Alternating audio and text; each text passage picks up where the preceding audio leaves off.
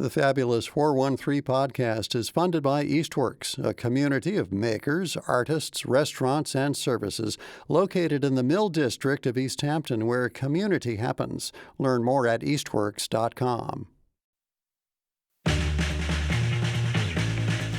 Welcome to the Fabulous 413. I'm Khalees Smith. And I'm Monty Belmonte. Later in the show, we'll head to Florence for 3 days of new compositions and hear about the Etchings Festival from composer and professor John Aylward and Cassandra Holden of Bombyx. Plus, we'll explore the fun ways that English describes groups of things with senior editor at Merriam-Webster, Emily Brewster. Also, in the middle of the four counties is a heaven for those of us extra excited that blueberry season has just reached its height. So off we go to Middlefield, where pickin' is extra heavenly.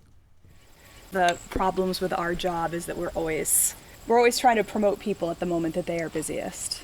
We don't want to do a blueberry season thing in January. Right. I'll have frozen ones. But we are at a beautiful hilltop in Middlefield. Yeah. In the winding hills off of I went Route 66 in West Hampton, a beautiful drive. And Huntington, when we're here with Claire Morneau from CISA, the local hero folks, and Donna and Joe Pease of Blue Heaven Farm, and it is a little slice of heaven. And thank you for taking time on your day off in your busiest season to talk with us, welcome. Donna. Thank you. And Joe, you've been driving your truck around and picking up these blueberries. Has it been a banner season for you? The pollination on a couple of acres was poorer than I expected, so it's kind of an average season this year, or a little below average, because of the cold spring and wet spring. Yeah. And the pollination, and then the wind blew through and knocked a lot off too. Talk about the pollination. How can you judge that? You're just not getting as many blooms, and then you know something's going on with the pollinators, or? Well, there's a lot of blooms, and the berry just doesn't set, and the little tiny berry just drops off onto the ground. Ah. The ground was covered in a couple sections, and then the wind blew the big clusters off that were pollinated. There was a big article in the Greenfield Recorder about the low bush blueberries in Heath and the problems they were having with pollinators and wet and heat. But these are high bush, right? Yes, high bush. And we do rent 12 hives too. Make sure that we have good pollination. And that's a nice symbiosis with probably other honey farmers, or? Yeah, so I rent the bees from Billy C's in Southwick. Yeah, it's sad. What happened there? He had a serious accident and passed in Ohio. He was out helping other bee farmers with their hives. And yeah, random accident. Very sad. But the farm continues on? Yes, it does. And I plant, you can't see it, it's all went by. I plant buckwheat in the summertime for the pollinators to have something to forage. There's buckwheat here? Yes, there was. It's going to seed right now. That's awesome. That's the best time. You've also got like a major project that we can see going on over there. Solar is being installed and working on a barn, and that is from a Mass Department of Agricultural Resources grant? Yes, a farm viability grant. Mm-hmm. And that's a state grant, so that's not been affected by many of the federal cuts, or has it? Have any of the federal cuts affected this farm here, Blue Heaven in Middlefield? No, it hasn't. Except for maybe the atmosphere where people don't want to spend money, their uncertainty. Yeah. What's the end game with what you're building over there? It's to have a long range to keep the farm more sustainable through the winter when they have a little bit of income from the solar or reduced expenses. Because you're just berries, blueberries and raspberries, right? Yes. So we really are coming at the peak. Although it's nice to know where these come from, because I've seen peas, blueberries, and others like stores. And so when we found out that we were going to be here, I was like, oh, I know that farm. So where do you sell these to, Donna? To Guido's in Great Barrington and Pittsfield, and to New York. We deliver up there. Kinderhook, New York. And do people come here, though, and pick their own? Yes. Yes. What percentage of the business is pick your own versus the selling off to the stores? 1/4 pick your own, 3/4 commercial. How much gets frozen for people to buy later? Well, that's a new venture I'm going into now. I got the other day we picked 1,000 pounds, and then I'm doing bulk containers. We have another 1,000 pounds in bulk containers. So we got like a ton already. And that is part of what is going on over there too, right? A walk-in freezer getting installed today. Yeah. Or charged with Freon. And then you run that off of solar. Yes. It saves you some money. Yes. When you start doing frozen berries, are those going to be available year-round, or are you going to wholesale those too?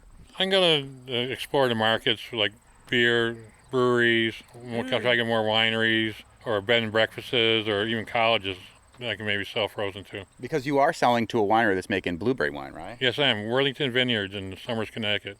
Have to try that out. Claire Morneau from CISA. I'm curious about the history of this farm. My parents started in the early 60s. He started with Blueberry Joe's when he was in college and high school in Blandford and built his own farm in Middlefield from a 62, I think it is. Mm-hmm. Did you come up with the name Blue Heaven, or was that your dad? My mother. Your mother, nice. Is it based on the song? That leads you to my blue heaven. I'm not sure. It could have been Blueberry Hill. On Blueberry Hill. There's a lot of good blueberry songs out there, yeah.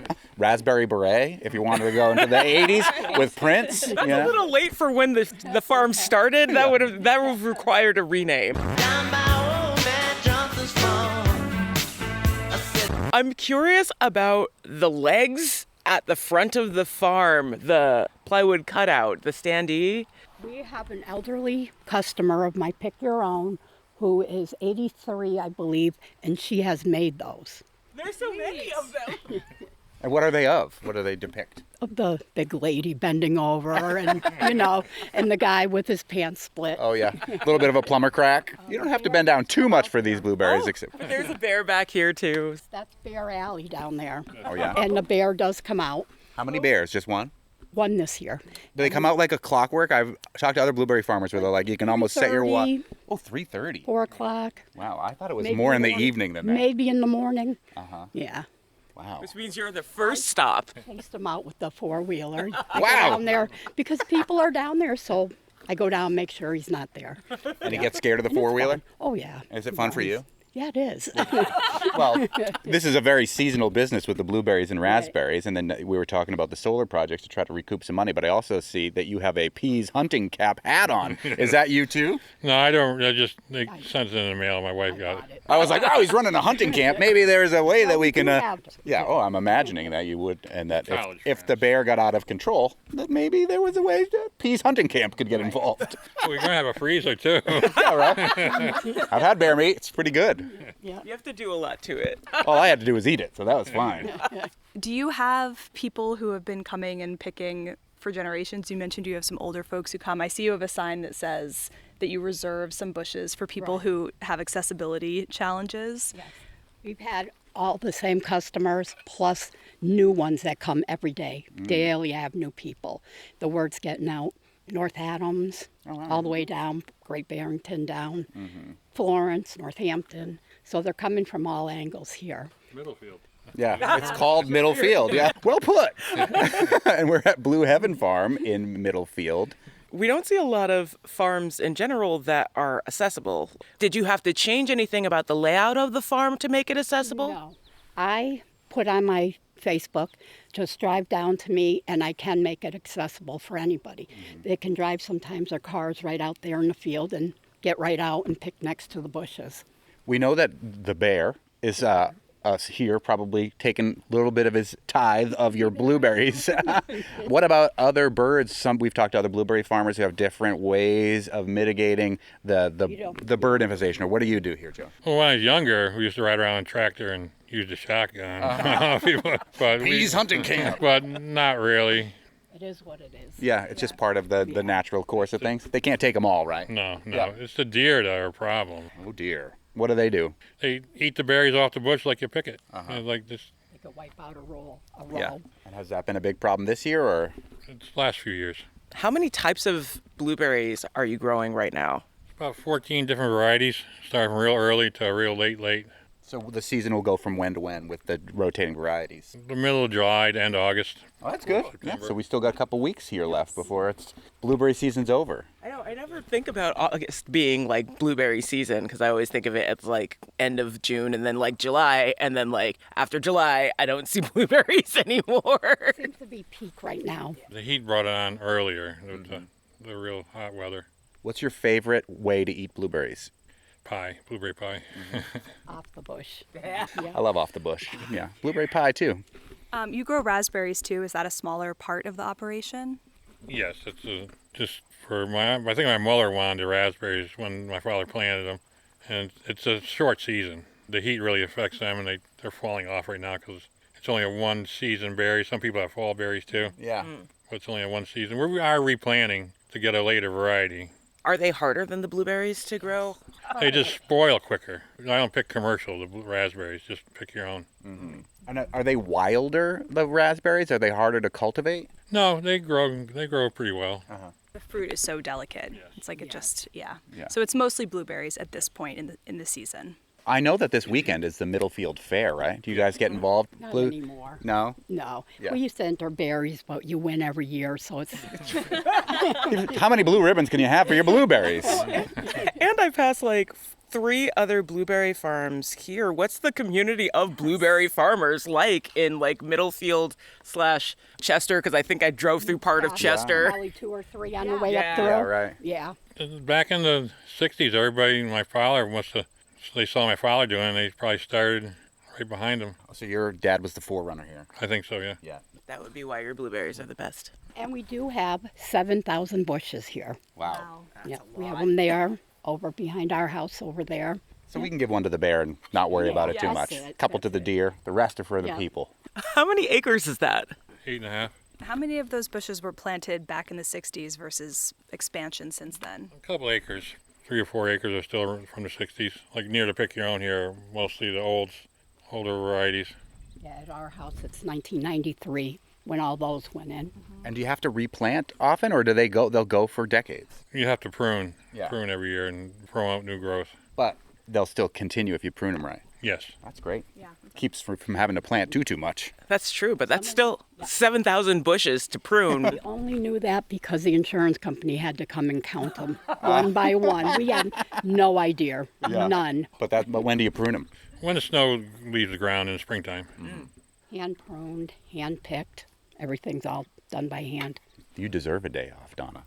I'm just the people person over here, but I work hard. It gets very busy over here. So you sell berries wholesale and you have pick your own. Can people come to the farm and get picked berries as well? Yep. We're open 9 to 4. We have all the containers here, so you can either use ours or bring your own. And I commercially pick 3 or 4 times a week, so they'd have to call and order the already picked blueberries. Well, good luck with your MDAR project over there. I see the solar company putting it in all over there. When's the ETA for that to be completed? This week, hopefully. Oh, wow. As soon Excellent. as possible. See through right there, you can see the stand for the Yeah, they're solar a big panels. solar array. Want to turn that thing on while the sun's still shining. Oh my goodness. Once the smoke is gone. Oh, yeah, right. It is Once hazy. the haze is gone. When will call, and even is night. And I feel like the blueberries we tried at Blue Heaven were the smallest and sweetest and most intensely blueberry-y blueberries of the ones that we've had so far. I thought they were delicious. I ate nearly a whole pint myself. Yep. And thanks to Fats Domino for coming up with both So many theme blueberry songs for songs. this particular farm. We'll get extra creative in our descriptions of groups of things with word nerd Emily Brewster when we take a closer look at collective nouns. A babble of blueberries. I don't know, I just made that up. But first, a visit to Florence. We're at Bombyx Center for Arts and Equity. They're readying to hear 3 days of new compositions of many genres for the Etchings Festival. And we'll learn more about it with organizer John Aylward and Cassandra Holden next. You're listening to the Fabulous 413 on 88.5 NEPM, a cerulean of blueberries. I like it. Yeah. The Fabulous 413 podcast is funded by Northeast Solar, homegrown in Hatfield, Massachusetts, and providing energy savings for their customers for over 10 years. Learn more at northeast-solar.com. The Fabulous 413 podcast is funded by the UMass 5 College Credit Union, dedicated to creating access to financial well-being for local people, businesses, and communities. Insured by NCUA, umass5.coop. Welcome back to the Fabulous 413. This weekend sees a collection of new compositions come to Florence. The Etchings Festival is in its 16th year and showcases the most cutting-edge contemporary music from across genres over the course of 3 days. And with us to talk about the composers, the performances, and the works being performed are Cassandra Holden, Executive Director of Bombyx Center for Arts and Equity in Florence, and John Aylward, Professor at Clark University, where my second son will begin his semester in a mere 2 weeks. And a wonderful composer in his own right, Guggenheim Fellow, award-winning composer, performer, and who also teamed up with NEPM to present your opera, Oblivion and Angelus. Yes. When was that? A year ago now? Yeah, Yeah, just I believe about. so, just about. Pretty amazing. And That now, was a lot of fun. so this Etchings Festival, we had Felipe Sales on, who has a new album, Camera Obscura. We focused on that album with him, and he's one of the focuses of this Etchings Festival, correct? Yeah. Yeah, where you'll get a chance to hear it instead of in small ensemble, like he presented it in June with full ensemble, like you hear it on the album, which is going to be way more interesting, I think. But that's the last day of the festival. Let's start at the beginning of the festival and maybe where the festival came from, because this is its 16th year. Well, you got to go back to when I was finishing my education and coming up and got my first job at Clark University. So I've been working at Clark actually for, I think I'm going into my 18th year at Clark, which is crazy for me to think about that. But when I started the job at Clark, I wanted to do something that would kind of broaden my own horizons and also add something to the musical culture nationally and internationally. So I thought about a festival academy where younger composers coming up could study, work, but also have their works performed. And then audiences could kind of enjoy the festival side of hearing those performances, but that younger composers would have an opportunity to write something. And I think that kind of came out of an initial feeling when I was coming up that I would have really loved to have more opportunities to have my music played. I mean, when you're coming up as a younger composer, the only way you know if you're doing what you want to be doing is to have like a great quality performer play it back to you. If you get bad performances, you can't tell whether it's you or the bad performance. So you need great performers playing it back. So you say, "Oh, that was this is all going to be either something I like or don't like on my end." So we started Etchings with that intention of kind of wanting to cultivate. And the Hampshire Gazette had this really nice line about how they did a little piece on the festival, and they have this nice line about how there's something in the culture about how musical genius is only cultivated through torture, like Tar and Whiplash and all of these. Oh my God, Whiplash is the most stressful movie I've ever seen in my life. Right? A movie about drumming and music school is like the most stressful movie I've ever seen, I think. We have that in the culture of this idea of the only way you're going to get ahead as a musician is if you suffer. Yeah. So another thing that I wanted to do with the festival was actually create a upbeat, positive and nurturing community for composers to get together. It's a little unnatural to have so many composers in a room. Usually you have one composer in a room and many people are playing that piece, or, in a film score kind of studio situation, you have one composer. So having a lot of composers in the room is a different kind of environment, and you want that to feel really cultivating and nurturing, that they can learn from each other and feel like they're expanding their own horizons by understanding other composers' aesthetics. So Etchings has really prided itself on having no house style and having a lot of diverse aesthetics always represented. That's kind of the origin, and so we ran that for many years in Europe. I loved working in France. We had a really international vibe. It was really cool, and the art space that we were working out of. At the pandemic, we had a hard time understanding how we were going to move forward. Like so many arts institutions collaborating, the pandemic just kind of eviscerated so many aspects of the bottom line and the ability to travel. So we took a few years off and we started to kind of wonder where should we run this festival? And I moved out here in 2019 and I thought, this is really a great place. This is my home now. Why don't I just talk to the ensemble about running it here? So we test case ran Etchings with Cassandra 2 summers ago. Yes. 2 or 3 summers ago. And then we loved that. And then, last year we were still auditioning places, and we kind of came to the conclusion that this was the place. Northampton. You've been in Europe, so why not do it in Florence? Exactly. Exactly. The most European city in the valley. I consider the most European sounding area, city in the valley for sure. This is the Switzerland of America. Are we not in the Switzerland of America? I mean, I'm going to give that to Vermont. I mean, maybe, but we're so close. We are so close. We're so close. And we are talking about the Etchings Festival, which will happen this weekend at Bombyx Center for Arts and Equity in Firenze, Northampton.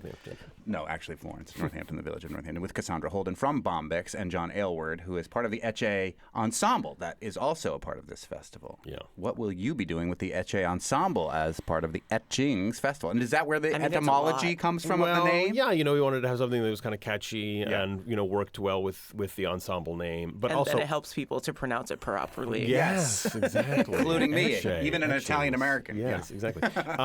Etchings is a kind of forward-facing, front-facing festival, but I will be kind of behind the scenes through the week, and I'll just be working with the composer fellows and making sure that their performances get well rehearsed and helping move the program along. So that's kind of what I'm going to be doing. And we want to foreground our fellows. We've got 7 really cool premieres. I want the community to come out and support these really cool composers coming around from around the country who's taken a lot of time to write these pieces. And these composers are also inspired by a lot of the music that we are integrating into the festival, from the work of Hezmet Modine and Felipe Salas. These other ensembles, these other bands, they kind of represent a kind of synergy of all of this music that the composers, that the 7 composers we have working with us are kind of reflecting and writing about. So it'll be very interesting to hear their music, these new pieces, alongside some of these other acts. In a really great space. There's nothing really quite like listening to instrumental music in churches because they're built for that sort of acoustics. So the way that sound works there for works of this nature is just going to be really, really lovely. Cassandra, I'm curious, Bombix often works with festivals, or at least with music of a collaborative nature, kind of like this. Mm-hmm. Where does Etchings fit as like one of those festivals that Bombix now gets to foster? I'm super excited about this because one of the things that we started doing about a year ago is launching opportunities for artist residencies. So last fall, for example, we had Omar Sosa and Tim Erickson come for a week. So amazing. So amazing. So cool. I sobbed through that whole thing. It was so weird and wonderful. And the focus of that was really to have those artists have a week together to rehearse, to try things, to make mistakes, to come back together. We were recording audio and video of all of that. So then at the end, they're able to put together a package that they can send out to the world. And that project is now touring. And so that's part of what we're doing with Etchings as well, is to really document this process. So these emerging composers have really great material at the end that they can say, hey, I did this thing, and this is a project that can now live in the world, not just in my head or in the studio. And we're going to be doing more of that in the coming year and in the future, because I feel like that's so important to our mission. And it's wonderful to have those, they're not exactly pauses, but those moments in the year where we slow down, and that's what we do for a week. Yeah. Mm-hmm. And these artists are going to take over the entire building all day. So in every room, there'll be different rehearsals happening, different workshops happening. And it's just so exciting when the building is alive like that. Like there's just this hive of activity. And, you get to listen to things as they're emerging. I think so often as music consumers, we experience material that's really polished. And it's so exciting in the process to hear it evolve from something maybe, theoretical and rough in the beginning to this thing that's more fully embracing the vision of the composer. We've been talking about the Etchings Festival, which is happening this weekend, August 7th through 9th at Bombix in Florence, with Cassandra Holden from Bombix and John Aylward from the Etche Ensemble and the curator of the Etchings Festival. We talked a little bit about Felipe Salas, both on this show and previously, and a little bit about some of the other performers and composers. Give us a little preview or highlight of the folks that you're working with that you're bringing to prominence and putting on this stage this weekend. Especially because that first day, like you said, is a pile of composers all together in the same room and getting to hear some of those works. Well, our guests, we have 5 guests, and we're going to perform their work, but we're also going to have them teach these younger composers. So then we have the 7 fellows. So there's this really cool integration of some of the guests we're bringing in and the fellows that they're going to be teaching. Many of you probably know Kate Soper, Smith College, and soprano and composer extraordinaire. Kate is going to be teaching this week, and then we get to hear a piece of hers on that Meet the Composers concert, along with Melinda Wagner. Melinda Wagner is a professor at Juilliard, Pulitzer Prize winner, amazing American composer. We get to hear her work at the Meet the Composers concert. David Sanford, member of the American Academy of Arts and Letters. David Sanford teaches at Holyoke. Unbelievable. We have this talent right in the Valley. David Sanford, lives in Northampton, and he teaches at Holyoke, and he's member of the American Academy, and is amazing, internationally known classical composer. He's going to be teaching at Etchings, and if you want to hear Grace Canicles, a fabulous quintet of his, come to the Meet the Composers concert.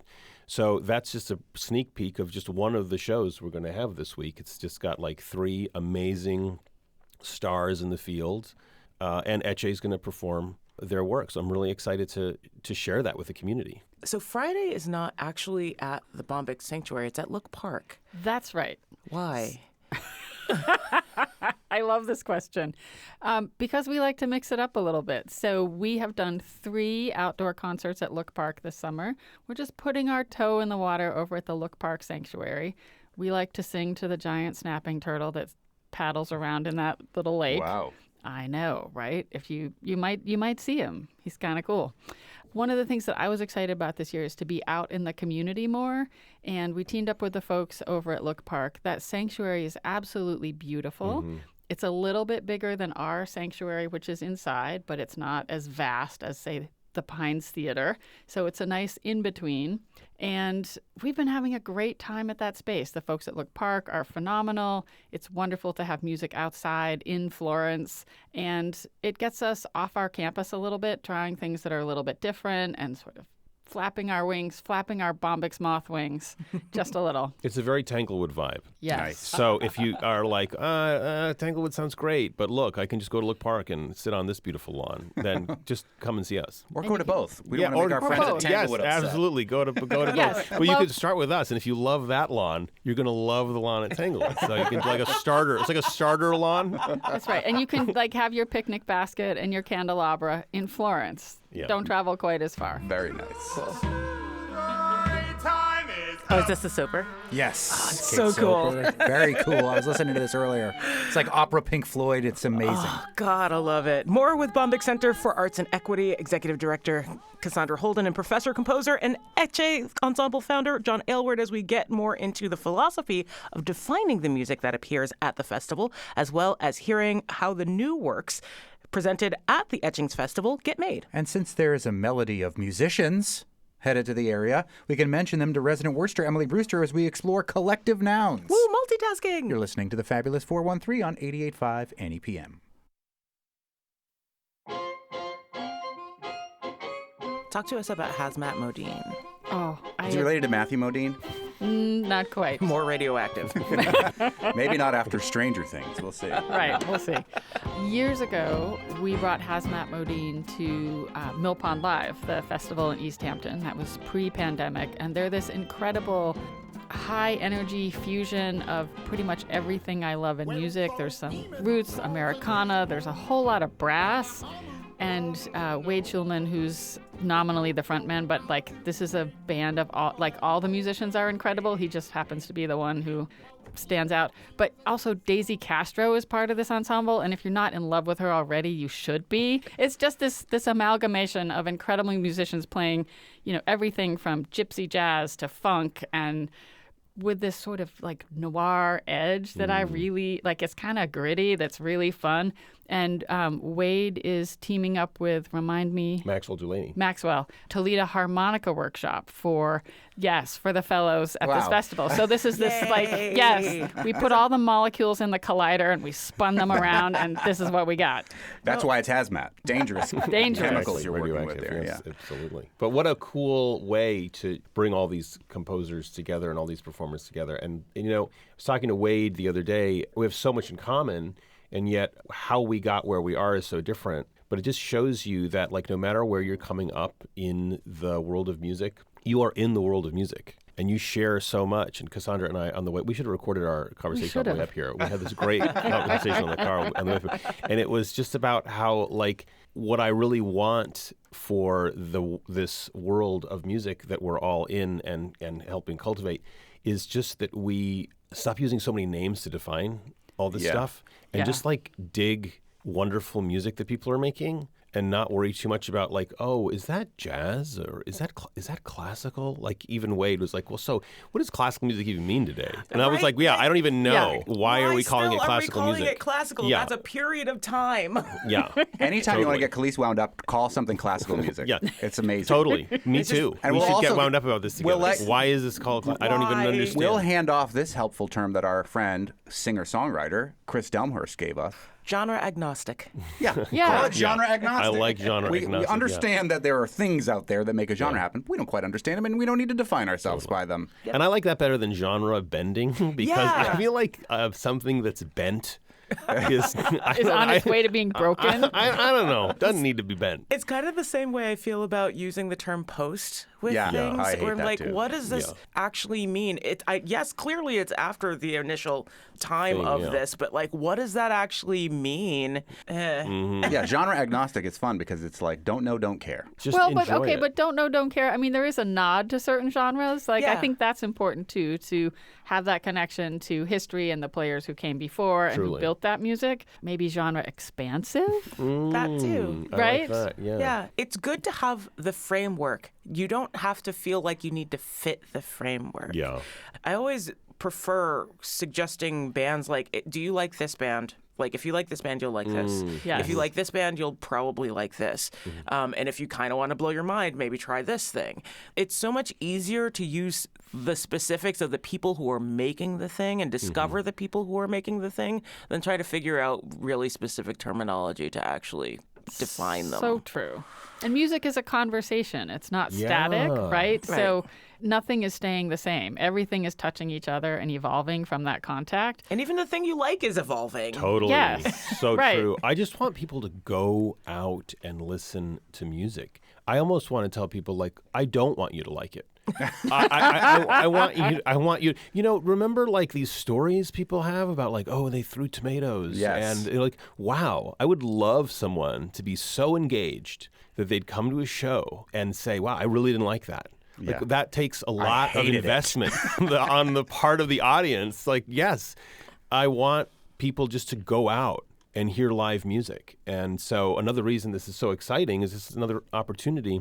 I think that we're still coming back from this time when, and maybe we still kind of got a little ingrained in like, okay, I can stay home, I can stream, I don't have to, or da-da-da-da.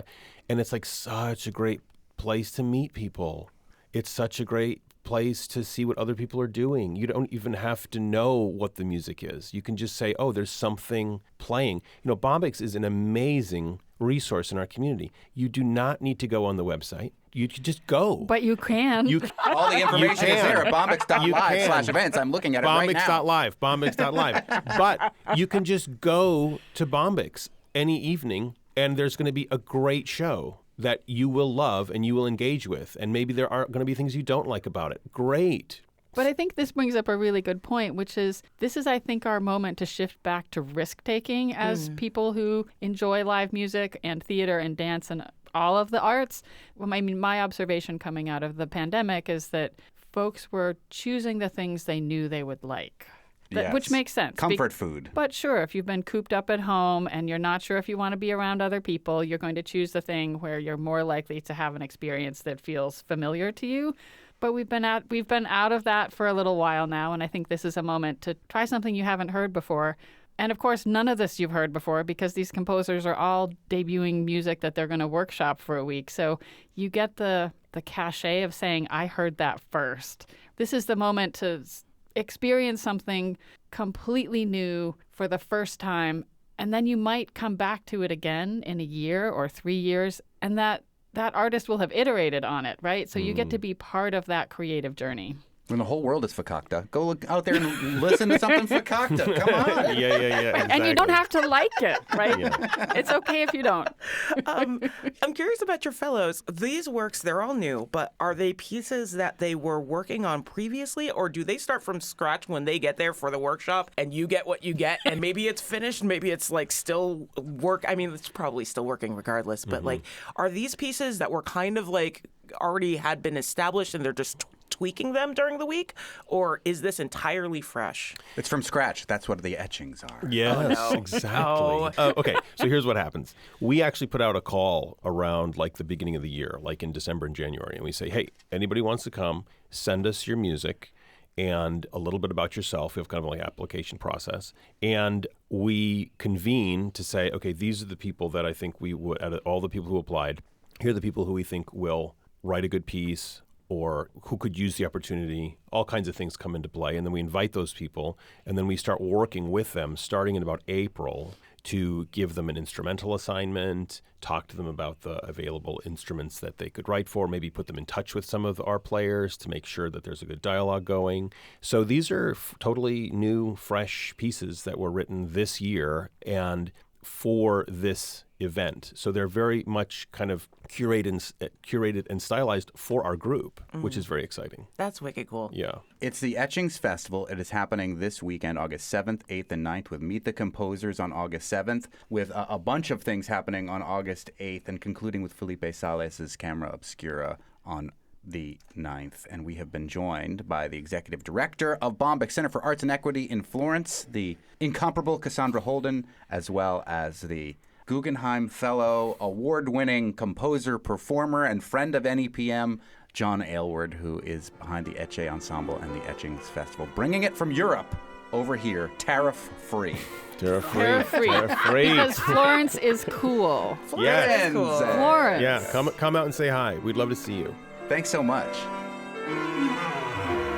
You can find information about the full lineup of works and get tickets to the Etchings Festival at bombyx.live. And hear more about Felipe Sales's work that will close the 3 days of new music, Camera Obscura, in our podcast archives. What would you call an overabundance of possibilities? I think you just answered yourself, but we can get more clarification from word nerd Emily Brewster as we learn more about collective nouns and the ways we've cataloged them through time. You're listening to the fabulous 413 on 88.5 NEPM. We're going to talk about something fun. We're going to talk about collective nouns. Ooh, yeah. You mean like for animals and things? Yes. Yes! I make up my own all the time. Oh, fantastic. The Corvids all have really great ones. I've never owned a Corvair, but I know that there's a Corvair parts shop that manufactures Corvair parts on Route 2, which I can't believe still exists in 2025. I love it. Emily Brewster, resident wordster from Merriam-Webster, our dictionary in Springfield, Massachusetts. We're going to talk about collective nouns. I'm assuming mostly animals, but is it other non-animal related things too? Oh, yeah, it's any groups, but yes, especially animals. We could start with lexicographers being those who write and edit dictionaries, and they are sometimes described as a drudge of lexicographers. So that brings whole new meaning to the Drudge Report, which, is an interesting website to go check out and has definitely changed over the years.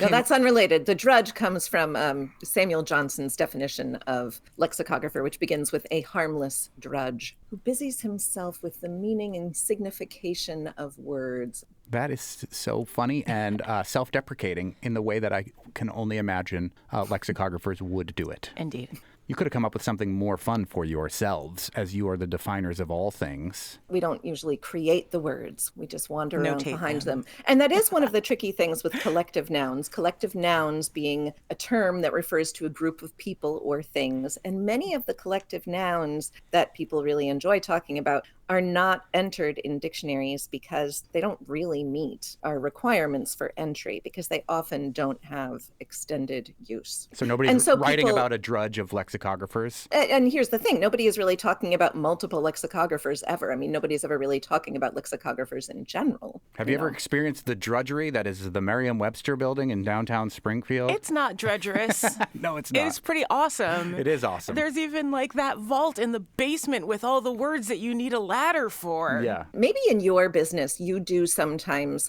meet, say, a group of brewers, people who brew various beverages. You could refer to them as a feast of brewers, as has been done. That's not how I would have called them, because you think about feasting as eating and brewers as drinking. So you could literally like a glug of brewers or something that sounds more drinky. Feast. That's great. Again, they're old, but not truly established. An eloquence of lawyers. Oh, please. I know. I think they came up with that themselves. Absolutely. In the same way that lexicographers came up with drudge as self-deprecating, lawyers came up with an eloquence of lawyers in the exact opposite way. Clearly, we would have used a term of greater derogation if it were someone who's not a lawyer. A fib of lawyers. A frustration of lawyers. I love both of those. Nice. A lot of collective nouns, we don't even think of them as being anything particularly interesting, right? We've got like a team of players. A flock of sheep is a collective noun. Flock of seagulls?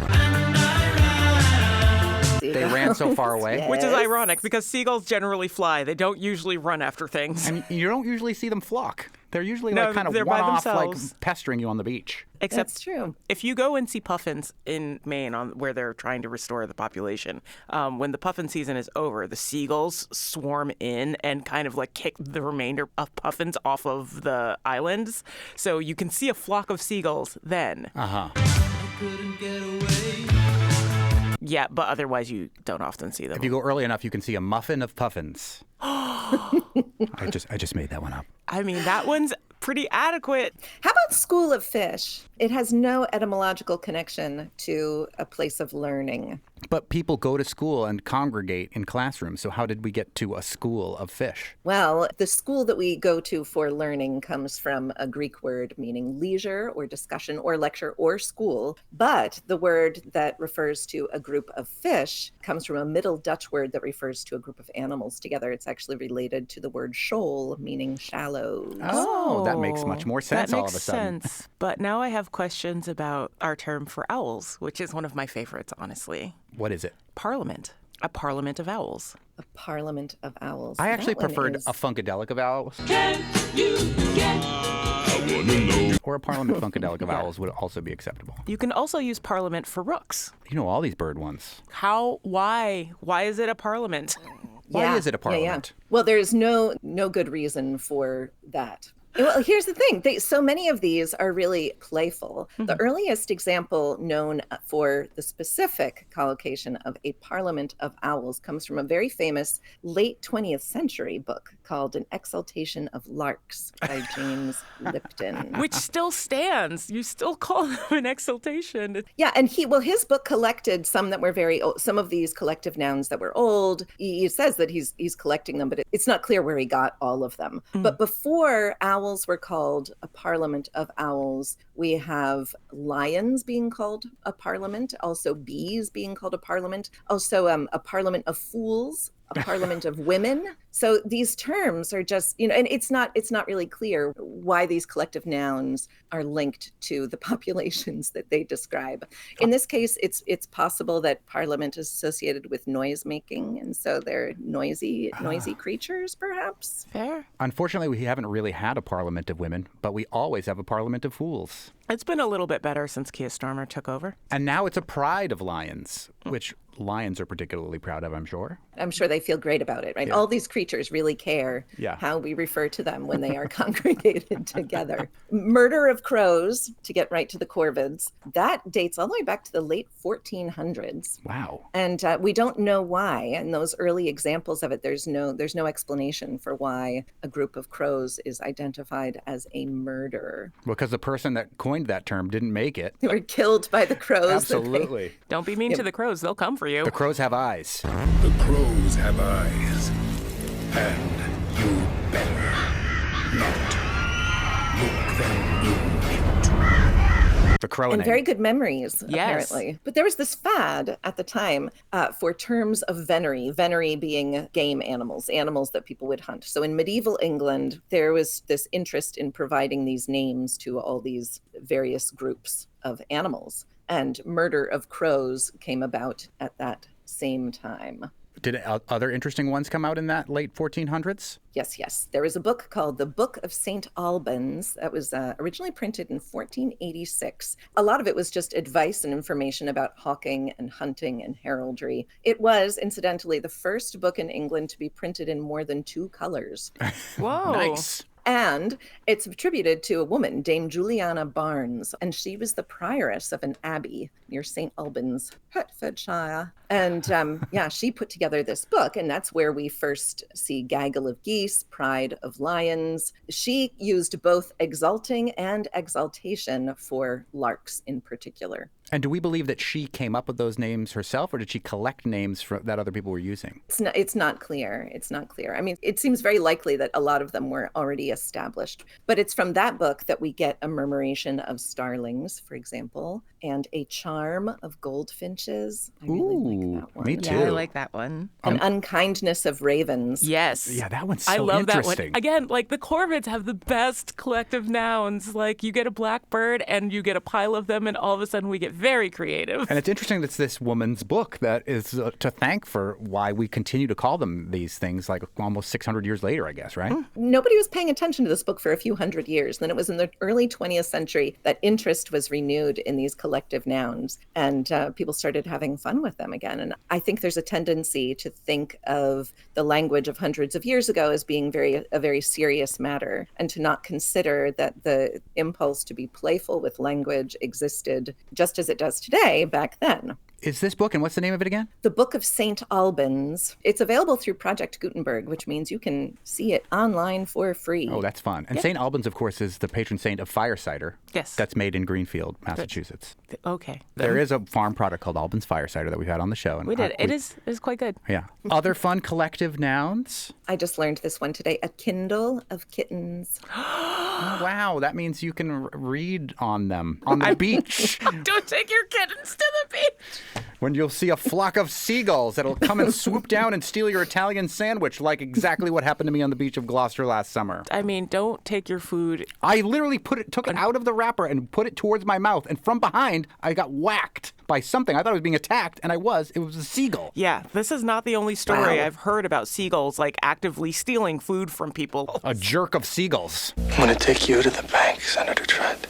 To the blood bank. Yeah. That's what I'm going to call it. It may have followed you from the deli. They warned me at the deli that the seagulls would do this. I should have taken them even more seriously than I had. I'm sorry that happened to you. Yeah, okay. A Kindle of Kittens. Yes, although hundreds of years before a Kindle of kittens, a group of kittens was called a Kindle of kittens. Kindle was used to refer to any young animal, especially a snake. Weird. I mean, also Kindle means what you use to start a fire. So what were they doing with these kittens or snakes? This word Kindle comes from the same word that we get kind from. So it's related. It's like a sort, it's just, it's much more neutral than starting a fire. Now, sometimes these collective nouns make a distinction between the location of the creature. So if you've got geese on the ground, you can call it a flock of geese or a gaggle. If they're in flight, you could call them a skein of geese. That is related to the yarn skein. Wow.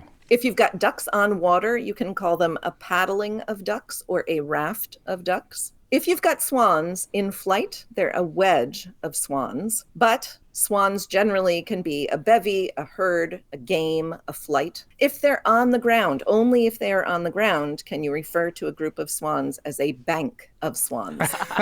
And you try to make a deposit. They are not friendly when it comes to that. I'm going to take you to the bank, Senator Trent.